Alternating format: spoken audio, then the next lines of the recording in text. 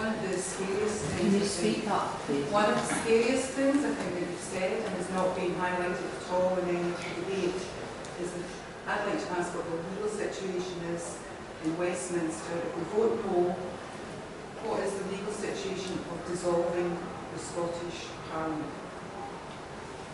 Well, I mean, first of all, I mean, theoretically, Westminster has absolute authority and absolute power. The current status of the Scotland Act from 1999-1998 is that we only exist here because of Westminster. They pay the bills, the cheque for 30 billion arrives, so you get that from the Treasury. And the other thing is that a lot of the new taxpayers that are coming, there's no new tax structure. Westminster does the business, and it's actually, we get some control over it, but actually Westminster involved. So basically, they could, extreme example, they could take Scotland, take the Parliament, and at a stroke, remove it. Now, theoretically, so I said, hard politics, they won't do that. But theoretically, that worries me, because what it does mean in another sense is, this is the irony of, if you vote yes, you get independent, but if you vote no, as a Scotland, it's back to Westminster. And any future issue could be then influenced by 50-odd million English votes, 3 million Welsh, and 2 million in Northern Ireland. So there is absolute Scotland for most people trying to get to the debate is really tedious and boring. But what it actually means is that we will still be at the mercy of Westminster, regardless of if we vote yes, if we vote no. And that really worries me. That's why I want sovereignty promoted and power and shared. But that would mean an enormous transformation of the thinking of Westminster, and I'm not sure I see any sign of it. And closer to that is, when we took the bill through Parliament in 1997-99, I mean, Donald Dewar did an amazing job in getting that white paper in time, but I took the bill through Parliament, the constitutional bill, so it sits on the floor of the House, so I was at the box for about 120 hours over about an 8-week period. And to be honest, there's so many entries. It was basically, thank God, nearly there, and don't let it happen again, and let's forget. Now that's become a nightmare now, but my fear is, can that happen? No, I agree with that. I think the main risk if there's a no vote is not the abolition of the Scottish Parliament, which would be a constitutional crisis, but the gradual erosion and Westminster interfering in the whole matters. And there's no constitutional protection because we don't have a formal federal system that guarantees it. I've really found what both of you were saying incredibly refreshing, because my sense is that most of us who are planning to vote yes are planning to vote yes because we have no other option. But what you say is scary. We're taking the gamble that the Labour Party will reconstitute itself and have a far more, dare I say, common real approach. But what you're almost saying is that if it's far too late now, if one could get a campaign to have most people vote almost go and vote, but spoil their ballot papers because they want the third option of a commitment to really review our Constitution. But I think I'm being a romantic. Well, I wouldn't advocate, I understand entirely sort of what you're suggesting, but that's why, if it is a no vote, then I think Scotland has got to be alerted to the fact that 215 then becomes a really critical point in that future. And so therefore I would like to see cross-party lines, some resurrection of the Constitutional Convention idea, which is really and crudely saying we want to keep Westminster on its toes, and if there's nothing forthcoming in terms of a package that has been half promised during the campaign, then there'll be a price to be paid politically. But I can't envisage what will happen after the 18th, but certainly in the minds of a lot of voters, they don't know how to vote because a lot of them don't want the two options. On the other hand, my inclination is that people should vote. It's a huge issue for the country, and vote whatever suits them at that particular point in time. Here, then here. Okay. I have a question about do you think what kind of electoral factors in the Scottish politics makes Scotland in the past 20 or 30 years become a more genuine successor of the Britishness in terms of the social equality or public sector or the governmental intervention, just as the concept has argued. And my second question is that kind of divergence between Scottish politics and the English politics has reached an irreversible point that it's time for the Scottish people to make a resolute choice to go away? Yeah, this is my question. Yeah, you have to be very careful about making these contrasts between Scotland things and England things. That's not how the way the world works. What did happen in the 1990s was that the Thatcherite agenda was not sold either to Scots or English, if you look at the opponents. They were never Thatcherites. And particularly with England, there's a regional variation. It's the south of England. But the south of England is where the marginal constituencies are. Not even London, but around London. And that's where the politicians go for. So that drives the politics of the whole country. The other thing that Scotland had was something to mobilise around, which is national identity in a broad sense. Not nationalism, but a national identity and a notion that we can have a different society. And that's one of the things that really drove devolution, because there's been support for devolution for 100 years. But what really pushed it through was this idea that we have a political centre of gravity that's a bit different from that of England. That is true, that is remaining the case, and I think that will continue to be so, whatever happens.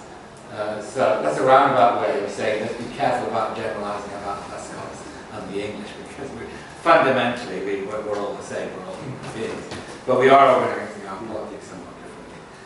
Yeah, if I could just reinforce that point a little bit. I mean, apart from the constitutional issue, apart from the referendum, and it's always, you don't want to over-elaborate, but the tipping point's another thing. If you look back at the history of Scottish politics, even post-war, and I think in 1955, the Conservatives had a majority of the vote in Scotland, 51 or 55, and they also had a majority of seats.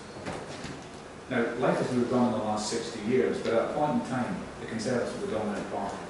Then we went through a period where Labour, then we got to devolution, as happens in other countries, and Scots are now voting for the SNP and continue to vote Labour for Westminster. So I believe there are seismic changes taking place. It's all about society, it's all about the kind of social media world, it's about technology, and people are changing. But the interesting thing for me is, political parties that are currently structured are very slow to adapt. And I think one of the problems with the Labour Party is it has been really slow to see the messages in denial about what's been happening. So now you're faced with an uphill battle, and the real danger for Labour is that what's been happening at Holyrood starts to eat into the vote to Westminster. Now we're only a few months away now from that big election, in the general election. So I think the political changes that take place are worthy of note. Now they've been generated by more confidence in Scotland, devolution, a whole complex set of factors. That's why I'm arguing in the book that I think the current party politics is dead. It's really primitive, really old-fashioned, because a lot of young people want to get involved in issues but don't have political parties. They are really political young people, but they don't express it as I would have done by joining. I think I went to the Socialist Sunday School. Can you imagine the Socialist Sunday School? What an interesting concept. Somebody might. And then you join the Young Socialists. And I was the chairman of the branch of the Young Socialists in Glen Office. I got there so quickly because there was no other member of the party. I was just the only member of the Young Socialists. But there's a lot of that still around. Things have changed. But if you look to the future, why shouldn't Lib Dems or on the left of the Conservative Party or this, build up some coalitions, offer people what you actually stand for, or stand for something? Because currently, my biggest criticism that I hear about things is, well, what do you stand for? The middle ground is getting so confused, so complex, so muddied. Stand up and let's get a bit of philosophy about ethics, a bit of morality, a bit of humanity back into your politics, no matter what.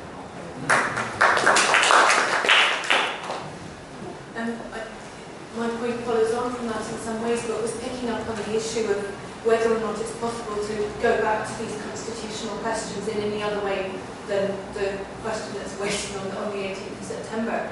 And my sense is that there's so little appetite in Westminster for any attention to these kinds of constitutional issues that in a sense we're wishing we started from somewhere else, but there's absolutely no way of going back there.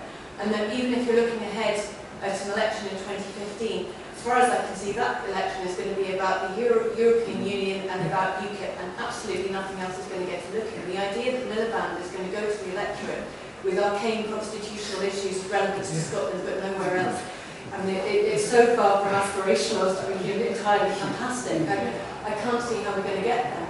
And I think the sense that one would have to place the trust in parliamentary party politicians to do that is asking so much of people who have had trust and faith damaged in those mediums for getting any kinds of action forward on the things that people care about. And I think that's really problematic. And in a sense, it comes back to the question that I wanted to ask both of you to speak a little bit about, because you didn't touch on it much in your presentations, and that's foreign policy. The reason that many people have so little trust in the Parliamentary Labour Party in both parliaments at the moment is because of their bruising experience of Iraq and the sense that the Labour Party is totally morally damaged, fragmentised, and cannot get back from what happened in those years when it betrayed what people were trying to tell it. And that we can't go back to a party which is still full of so many people who were involved in those decisions, who took part in the deceptions, who maintained foreign policy which is now leading to all sorts of other terrible events that we're still entangled in today, and say that we can give any kind of trust to them to deal with other kinds of issues, parity, respect, decency, the kinds of things that we would hope that in the kind of idealistic picture you were talking about earlier, we would hope to be able to change politics and start talking about things that had more realism for people. And I think that sense of how a foreign policy in an independent Scotland could be different is a really powerful thing for many of the electorate, but something that hasn't come up enough in the debate. And I'd be really keen to hear what both of you have to say around that.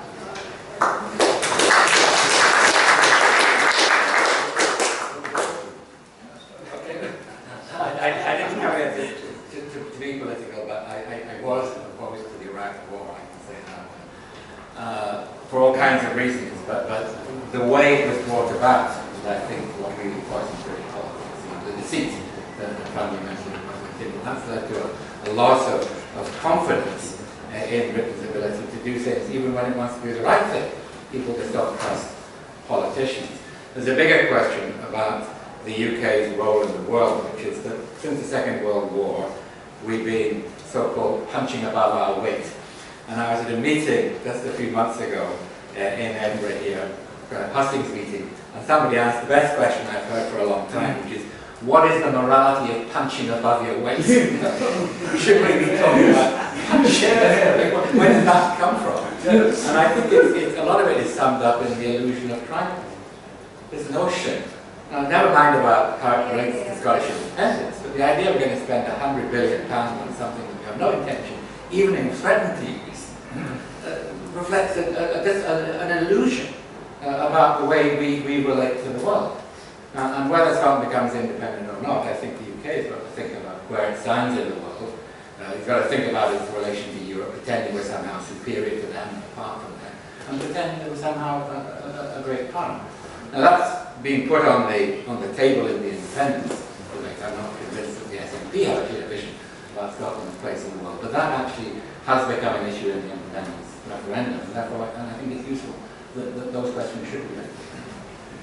The point about, it's interesting when you look back in terms of the politicians we've had and people of enormous stature.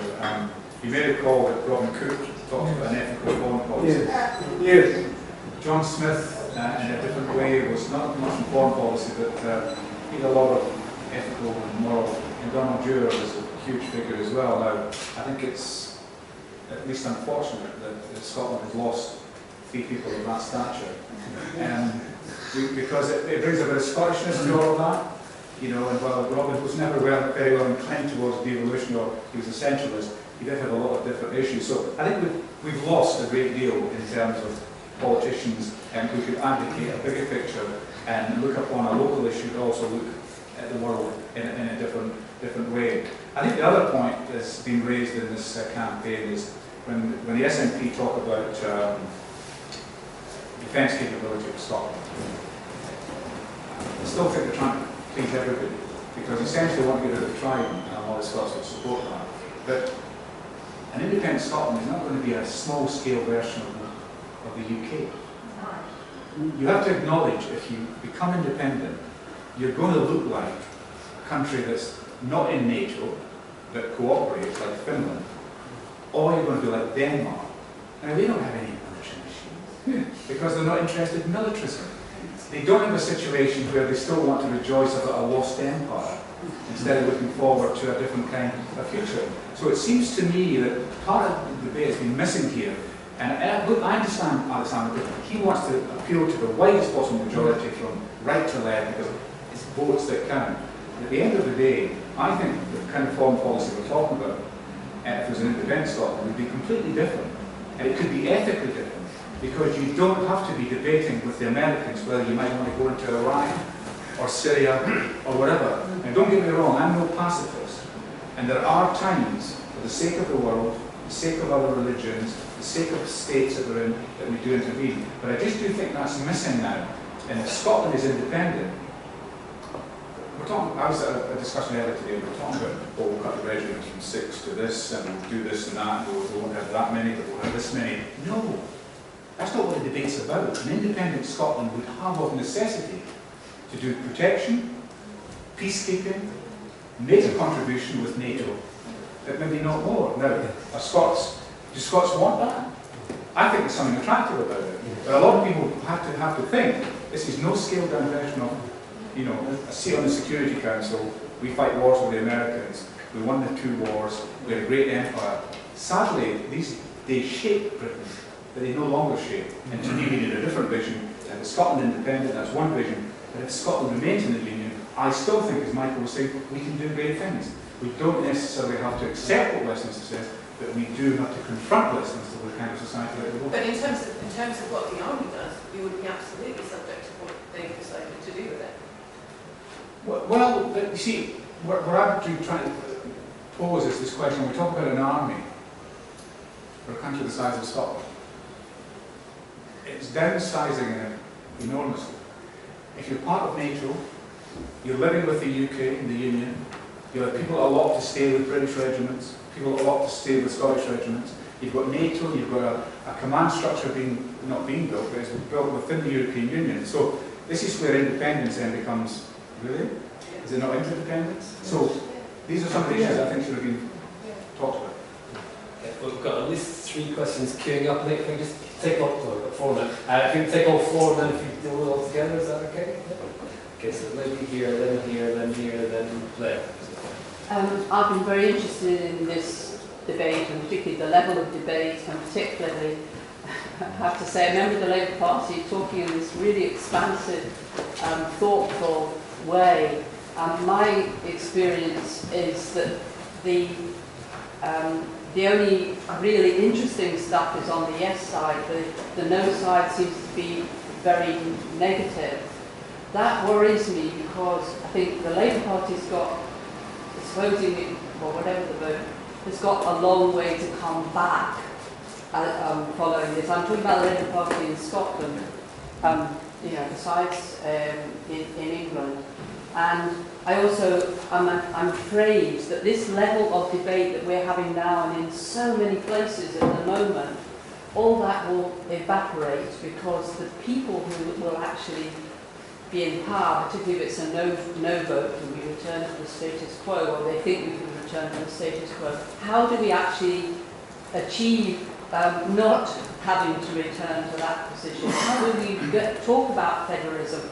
I'm interested in what's the whole of the UK and, you know, those kind of issues, but I don't hear it talked about. I am concerned about England, but I think people in England may wake up to the fact that they've got to do something about it. But whatever, I think I would like your views as to how the Labour Party is going to come back to have credibility, having been just a no campaign and blaming everything on Alex Salmond. Everything's gone way beyond Alex Salmond now in the discussions in Scotland, and the Labour Party needs to recognise that. So I'd just like to know your thoughts. A London-based Labour Party wouldn't provide federal constitution. Why would they? I'm speaking of the Labour Party member from the south of the border. I think one thing that the Scots have missed is that England has gone dead against bureaucracy, regional bureaucracy, top-down bureaucracy, etc. Labour did try to balance at the Edinburgh and Cardiff assemblies with regional assemblies, and they lasted almost right through to 2010.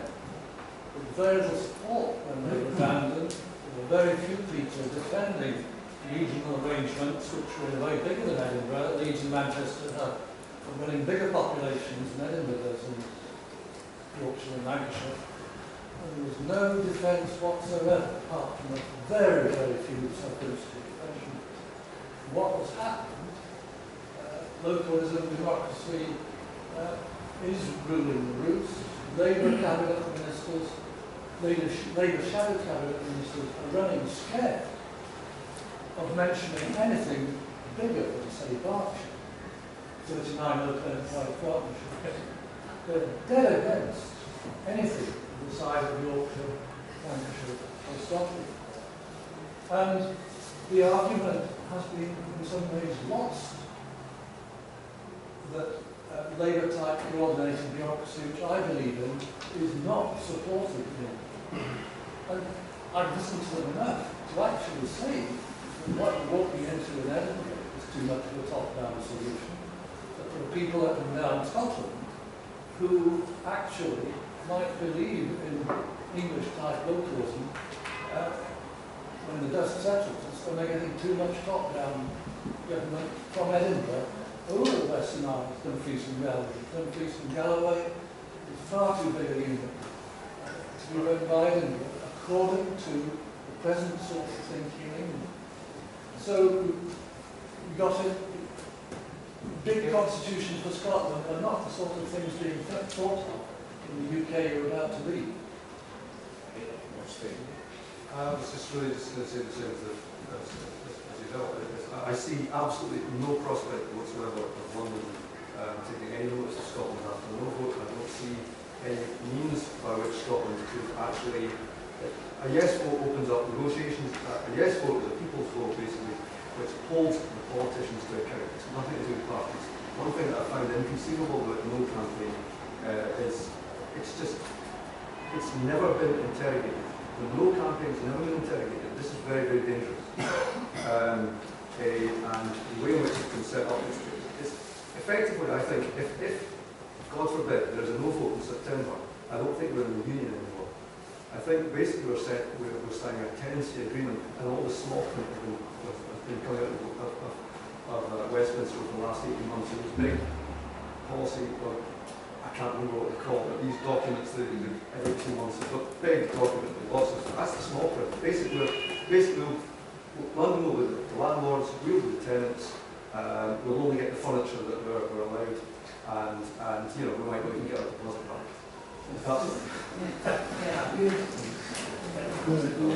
Yes, and mine, I think, follows on from that, because it's precisely concerned for subsidiarity. That people should have the power to participate in making decisions that are going to affect their own lives and destiny. I'd like a federal system, but the only way I can see of achieving it is by an independent Scotland actually negotiating towards it. I have very little confidence that a Westminster government at any stripe is actually going to sort of put constitutional change near to the top of its agenda.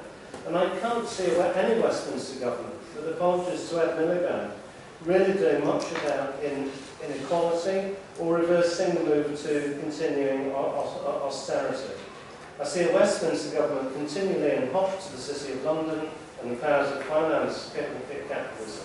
And if I'm asked, who do I think is best going to represent my interests, I'd much rather trust Holyrood than I would Westminster. I think Holyrood's a bit centralising. From the standpoint in Angus, I think subsidiarity actually ought to go further down, and I don't like the degree of centralisation. But my sort of basic question is, if we are looking to the future, what possible sort of ways are there that no vote would actually lead to increased devolution, increased equality, and a pursuance of the common good?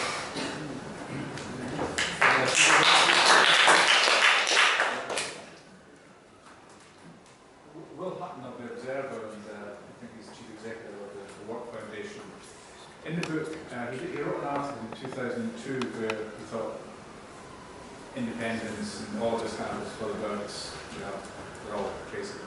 He then wrote an article 12 years later. It's a very different Will Hutton piece. But anyway, what's behind it?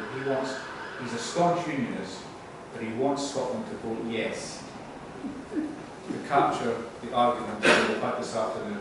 And he uses the phrase, I think there was a curse word in it, so I won't use the phrase because Will Hutton's quite good at that, but just to get the Westminster off its backside and actually respond. Now, you could have said to Will, well, that's a good academic debate, Will, but if enough people decided to make that point, then you would be independent rather than moving towards some kind of federalism. But I think most of the people who have questioned there, this is a real issue. Now, in my heart of hearts, if somebody said, well, will there be a written codified constitution? Will there be this? Will there be that? You have to say no. And that's based on the last post-war period. It's based on the fact that despite the Labour Party in 97 to 99 going through a lot of innovation, constitutional change, it was all a reaction to certain problems. There was no overarching vision, no overarching suggestion. And even when Gordon Brown became PM in 2007, he did set up machinery to have a look at the constitution, but essentially it was about the relationship between the executive and parliament. But he did think that a codified constitution. So yes, you've got to be, based on the track record, it's going to be very difficult. But that then raises the question that was asked, what then does Scotland need to do?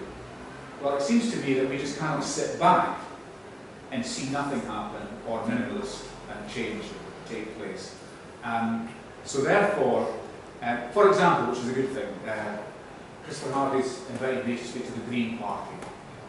Hey, I've never been at a Green Party before. But it's on the basis that, look, if there's enough interest, enough goodwill, we turn a no, if that's the decision, into something really, really positive. So my mindset is to say, no matter what happens, Scotland goes forward.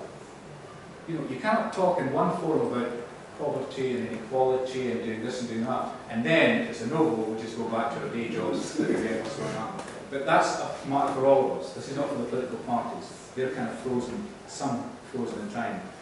The point you made is a valid one, because to be fair to Miliband and company, they're looking at localism. They're looking at giving a 20 billion pot to some of the big regions to bid in for. Now, some people think that's just a kind of, well, England wants that, so let's do it.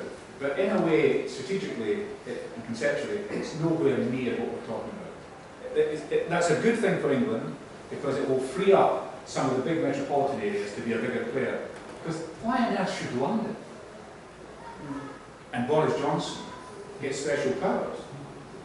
The most successful part of the United Kingdom financially, but the big cities, the metropolitan areas, Liverpool, Leeds, Birmingham, they're actually still languishing with no extra, no powers. But on the other hand, I think the head's got to accept the point that, look, this is not a Scottish issue. This is about the future of the Union. And 41 MPs go from Scotland to the Parliamentary Labour Party, with 10% of the population, but we currently have 20% of the Parliamentary Labour Party. Now, to me, if I was the party leader, and I'm not, that would be a really good incentive to keep men and women who come from here to go to London in the fold. The only way you can do that, I feel, is to make the big changes that are required.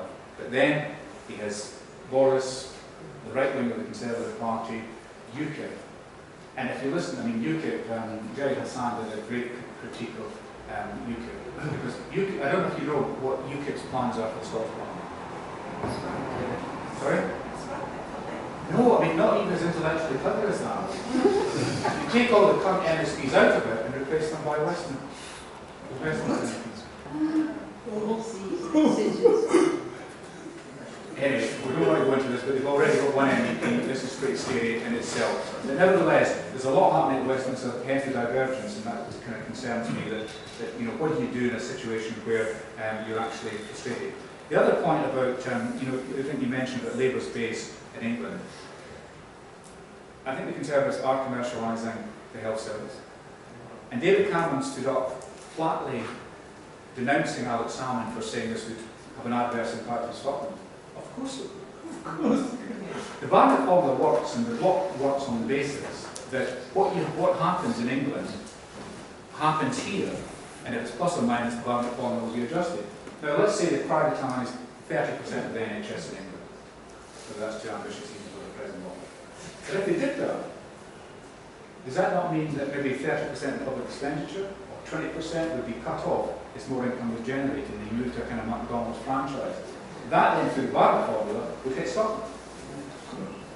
And if you create all these kind of strange schools that we're creating in England, you know, that again will have a diminution if they start to attract funds. So that is a direct bearing. So this is one of the reasons why I think that no matter what happens on the 18th, it's up to all of us, all the parties, if they genuinely believe that Scotland has a different future and they want to keep the union together, then we've got to work hard to create the instruments, create the organisations, create the momentum, tell Westminster, hey, you won the battle, but there's still a war to be fought in relation to a decent union, a decent structure to accommodate different parts of the UK at present time. Yeah, well, I've really been struck during this campaign about the huge mobilisation that's been out there in civil society, which I've never seen in my life. There are meetings like this one. People will turn up in the festivals and have to take an hour off to listen to us. There are meetings in village halls, there are meetings in communities, in islands, and borders. Everywhere people are engaged. Now, being a cynic, I would normally say, well, after the September the 18th, you'll just be put back in the box again and the politicians will take over. But I don't think they will, because as Henry said, the parties are dying. They just don't have the ability to reoccupy that space. And when I go to these meetings, people don't spend a lot of time talking about abstruse constitutional questions. They want to talk about pensions and young people and welfare state and so on. So we're having this mobilisation, and when I go travelling around Europe, which I do a great deal, you see the rise of populist parties, you see people on the streets, you see disillusion, people just abandoning politics altogether. And here we're having this conversation, and we should keep on reminding ourselves that this is a remarkable moment, because nobody's being killed. It's really good temper. You get a bit of name calling among politicians, but that's normal. Go to Spain if you want to see a really divided society, or the Balkans or other places. So I think this is very positive. The important thing is to keep this going after either a yes vote or a no vote. And here I'm quite inspired by the case of Quebec, which is a place I visit quite a lot. And they had two referendums. And the second one was lost by 0.5%, 49.5, 51.5, 6,000 votes out of 7 million. They're not going to have another referendum. There was an election a few months ago, and one of their candidates said, "Oh, we'll have a referendum." That will collapse immediately. We don't want a referendum. But what has been going on in the meantime is nation building in Quebec to an extraordinary degree, to the point where they have a distinct debate about priorities. And now we have some really good data about what's happening to social inequality in North America. And the rest of Canada is becoming like the US. And Quebec is becoming more like the Nordic countries. There's a colleague of mine who's charted this. Social inequality is going down in Quebec and going up in the rest of Canada without any great constitutional change, just using the powers that they realize they already have and realizing they can have a distinct project-based society. So that would be my optimistic scenario. We can do things differently. Maybe we need more financial powers and a bit more welfare and so on. But with the kind of Quebec powers that Quebec have, we could do things differently. On the English question, this is really difficult. English local and regional governments is just a complete mess.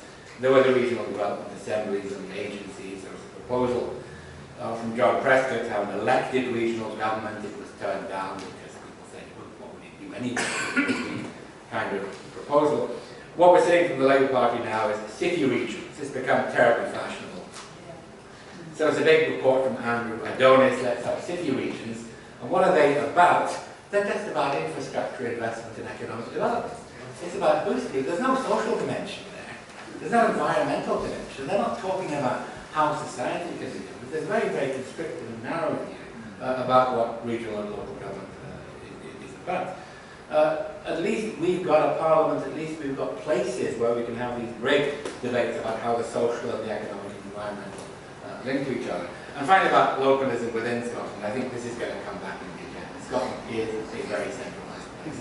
And our local government system doesn't work. Once we've got the referendum out of the way, whatever the result, I think that issue has really got to be addressed.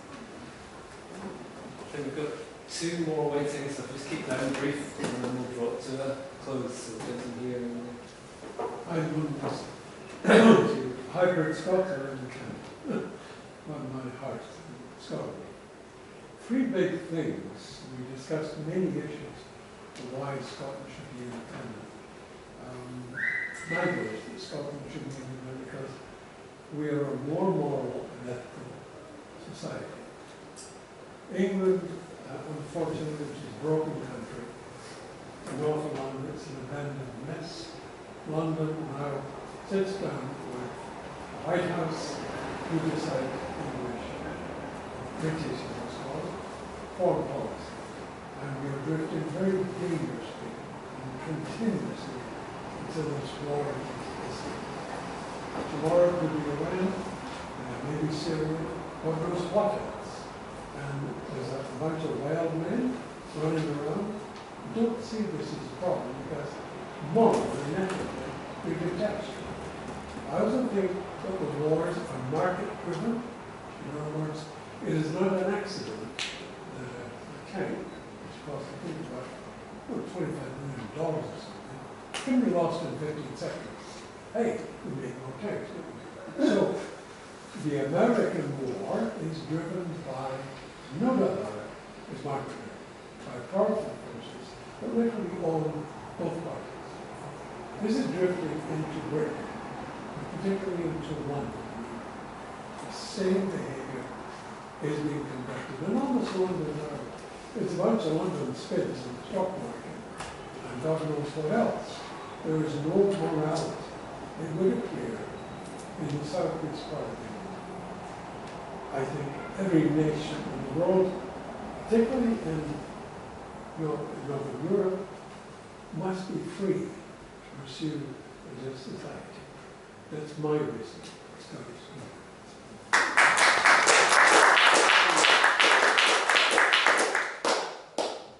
Suppose we have a yes vote. I'm interested in the possibility to reimagine politics so that it's less mediated through political parties.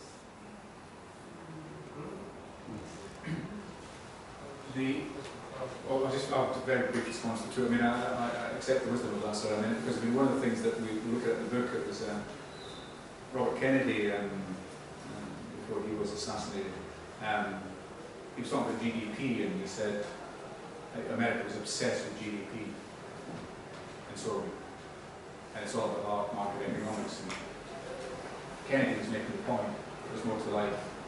There's so many things that GDP doesn't measure.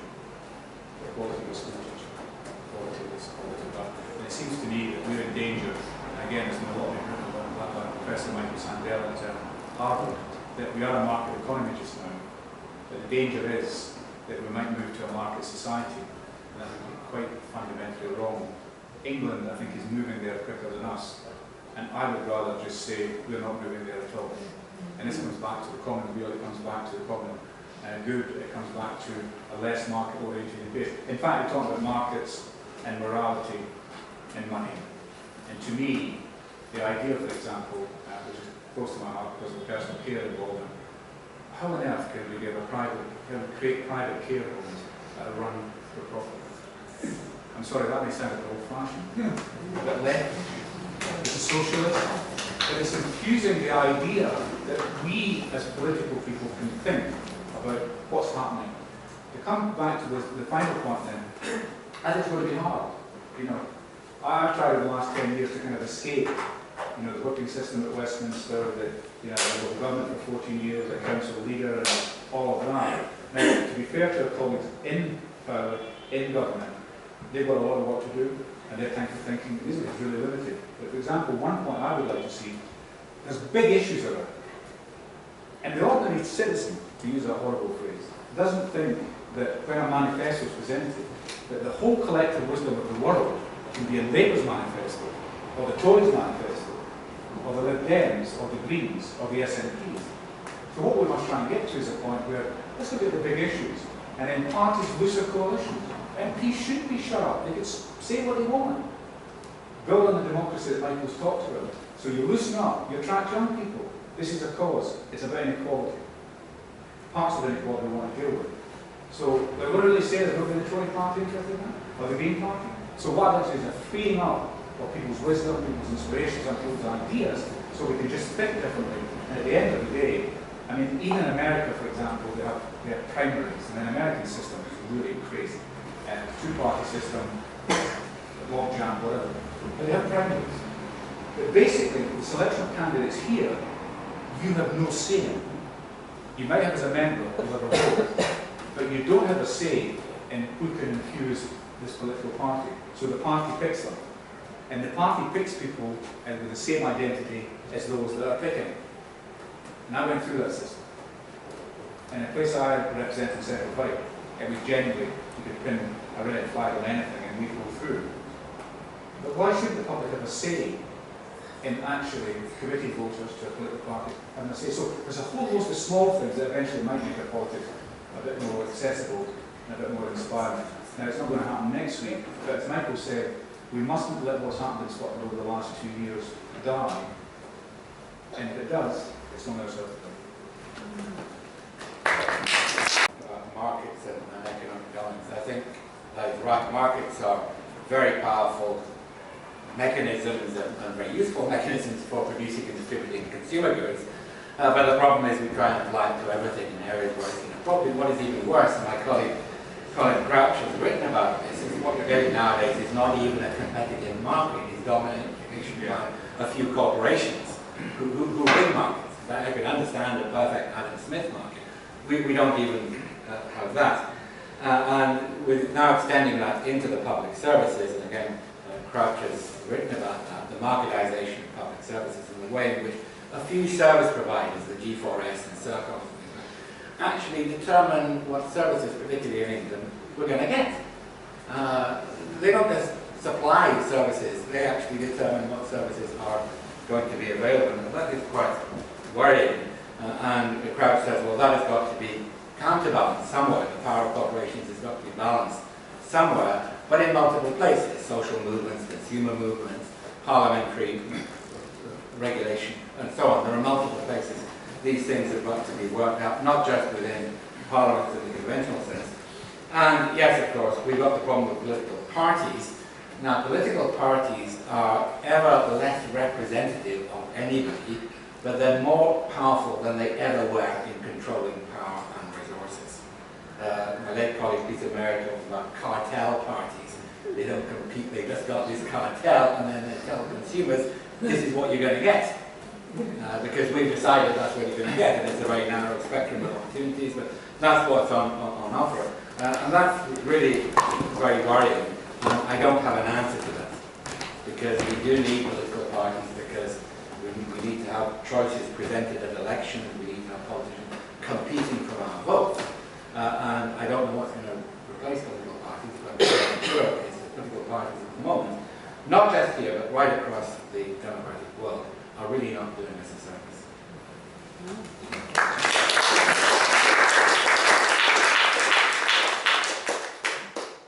Okay, well, on that note, I think we'll draw it to a close. A huge thank you to our speakers for their insights and enlightening us as to how Scotland could be a better place, whatever the outcome of the referendum. So thank you to our speakers, and thank you to you for your contributions. And thank you to the Quaker Meeting House people for hosting us here for this week. Both authors have their books for sale. If you buy any one book, you get a free copy of Scotland's Referendum, a guide for voters. I think Michael and Henry will be able to stay around for a few minutes to chat and sign books and so on. So